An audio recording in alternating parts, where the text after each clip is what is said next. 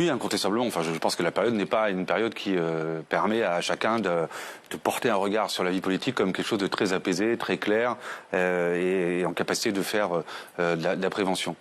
Moi-même, au moment du vote de la réforme des retraites, j'avais dénoncé le fait qu'on passe par un 49.3 et j'aurais préféré qu'on aille au vote malgré les obstructions qui avaient été faites par la France Insoumise pour qu'on n'aille pas jusqu'au bout du texte. Vous auriez perdu si on était allé au vote. Mais peut-être. Mais pardon, Madame Dufort, je vais jusqu'au bout. Et donc, la position là-dessus, pour ce qui me concerne, en tout cas, elle a été constante. Ensuite, j'ai fait la campagne en 2024 en 2022 avec la réforme des retraites, qui était une réforme des retraites paramétrique, 65 ans.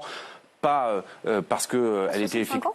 65, c'est passé à 64 pour. C'est bien. 67 entre les deux tours, Emmanuel Macron avait choisi de faire un compromis et faire 64 ans. Non, mais c'est intéressant que vous en reparliez parce que c'est vrai qu'on n'a pas fini d'en entendre parler de l'âge légal de départ à la retraite. Mais ce sera certainement un thème de la campagne de 2022 pour la retraite. Éric Bothorel, vous parlerez aussi d'âge légal. Ces gens qui vous disent, attendez. Non, mais je vais jusqu'au bout. Et donc le sujet de manque de clarté, bien évidemment que vous avez toutes les bonnes raisons de l'exprimer.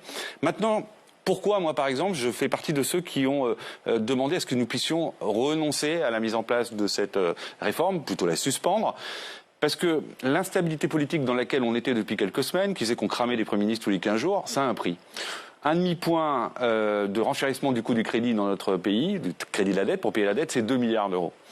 Est-ce qu'il vaut mieux pas faire le sacrifice de 500 millions d'euros, 400 millions d'euros, ce que va nous coûter cette suspension de réforme des retraites, plutôt que de rentrer dans un cycle d'instabilité politique qui va conduire à des dépenses et à des expositions financières que vous-même et nous tous aurons à porter. Et le choix que j'ai fait en conscience, c'est de dire, il y a des gens qui tendent la main d'un bout de l'hémicycle qui n'est pas le mien, qui disent il est possible de travailler ensemble à l'élaboration d'un budget, on ne sera pas d'accord sur tout, mais on peut avoir un plus petit dénominateur commun et à partir de ce petit dénominateur commun, construire d'autres choses. Et c'est dans ce sens que je fais partie au sein de l'ex-majorité de ceux qui disent suspendons la réforme des retraites si c'est la condition pour permettre à notre pays de ne pas sombrer dans une forme de tragique et de tragédie qui arrange ma voisine puisqu'en fait elle veut la tête du président. Donc en fait ça n'intéresse pas au débat. Je vous propose d'avancer sur un autre